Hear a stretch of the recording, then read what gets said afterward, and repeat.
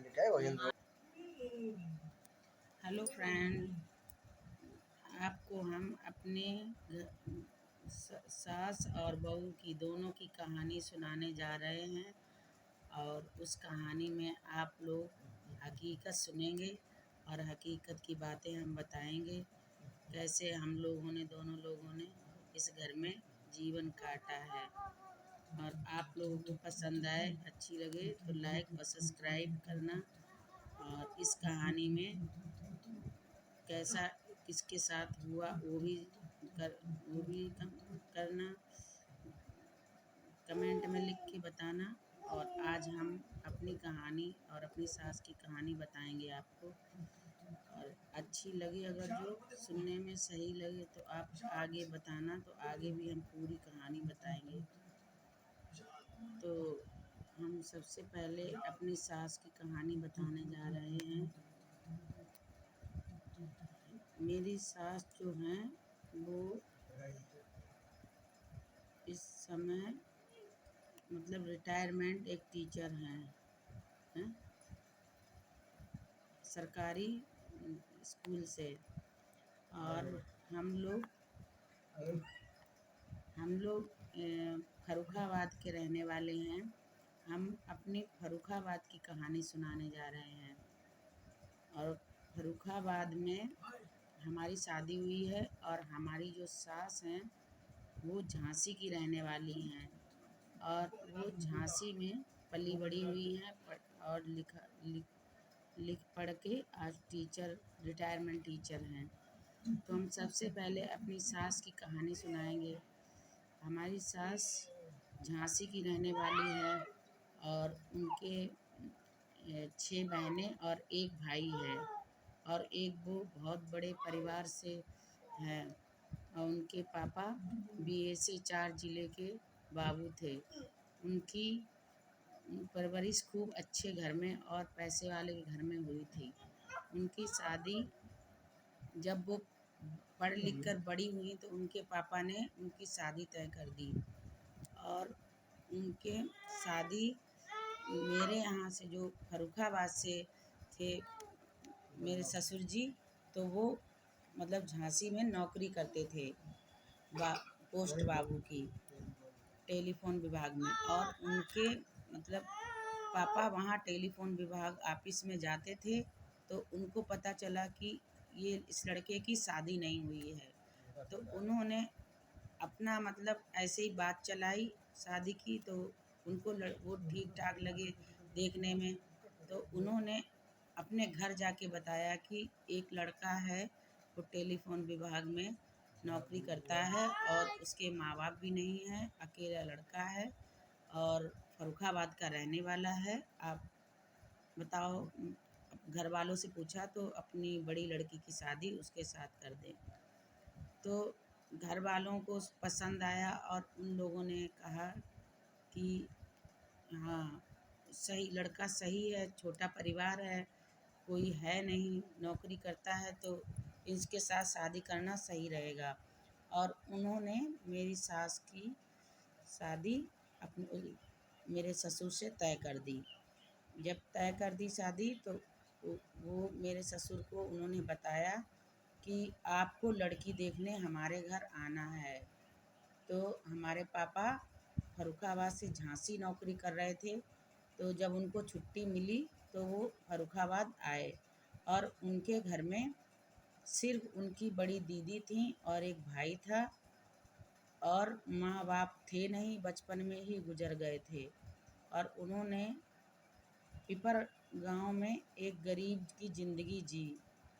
बचपन से ही उन्होंने मतलब बहुत एक गरीब घर में पले पुसे थे। और उन्होंने रात रात भर जग के, उनके पास एक लाइट की व्यवस्था भी नहीं थी और उन्होंने खम्भों के नीचे लाइटों से पढ़ पढ़ के अपनी मतलब पढ़ाई पूरी की। और पढ़ाई पूरी करके उन्होंने नौकरी पाई। और वो नौकरी झांसी में हुई उनकी पोस्टिंग। तो वो अपने भाई बहन को छोड़ के झांसी चले गए। जब वो लौट के झांसी से आए तो उन्होंने बताया अपनी बहन को कि मेरी शादी तय हो गई है और मेरे से शादी की बात एक लोगों ने की है और उन्होंने कहा है अगर जो आप मेरी लड़की को देख के पसंद करोगे तो हम आपके साथ शादी कर देंगे। तो उन्होंने अपनी दीदी और जीजा को बताया और उन्होंने अपनी शादी के लिए उनको बुला के झांसी ले गए और झांसी ले जाके मेरी सास को देखने गए उनके घर। और उनके घर जाने पे मेरी सास को उनके पिताजी ने उन्हें दिखाया पापा जी को। फिर पापा जी ने उनको देखा और देख के पसंद कर लिया और उनकी शादी मेरे पापा से हो गई, मेरी सास की। और जब मेरी सास की शादी हुई पापा से तो मेरी सास ससुराल आई तो उन्होंने देखा कि अरे ये लोग तो बहुत गरीब हैं, हमारे बराबर भी नहीं हैं और बहुत ही गरीब हैं, इनके घर बर्तन भी नहीं हैं, इतने गरीब हैं।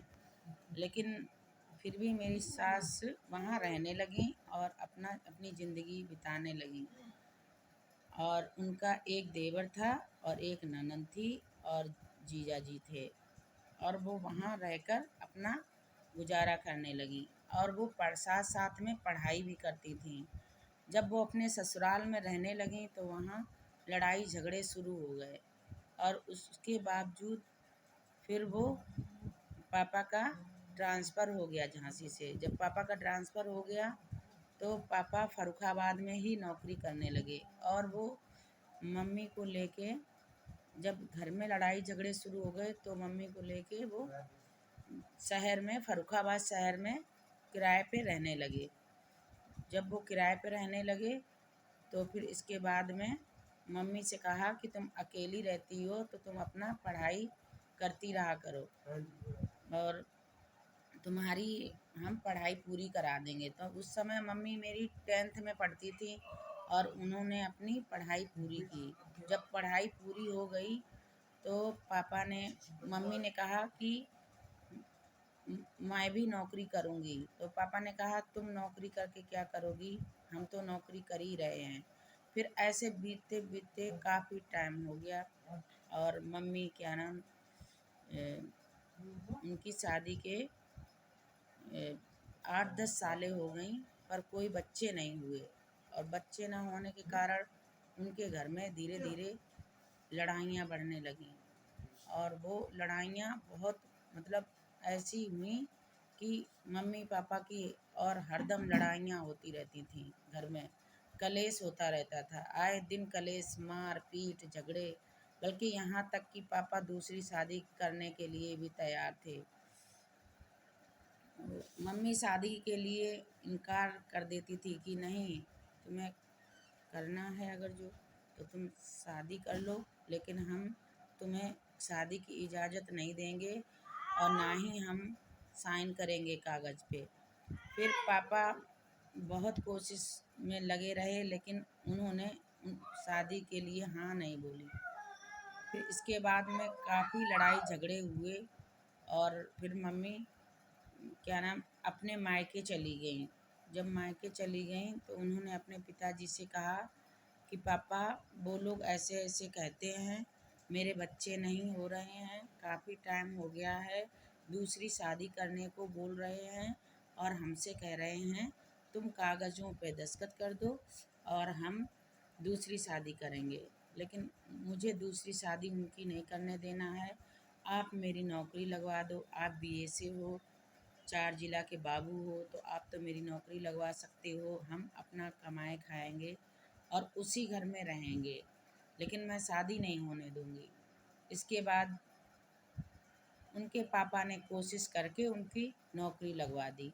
जब वो झांसी में नौकरी करने लगीं तो उन्होंने 2-3 साल झांसी में ही नौकरी की और झांसी में नौकरी करने के बाद में वो क्या नाम एक बार उन्होंने कहा हम यहाँ कब तक रहेंगे, तो हम अब अपने ससुराल जाते हैं।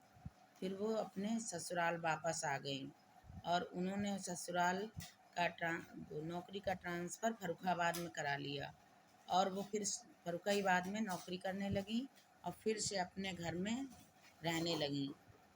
इसके बाद में इसी बीच उनके भाई ने शादी कर ली तो जब पापा के भाई ने शादी कर ली तो उनके चाची के बच्चे होने लगे और उनका मम्मी के बच्चे कोई नहीं थे और पापा की क्या नाम भाई के बच्चे होने लगे और उनके 3-4 बच्चे हुए।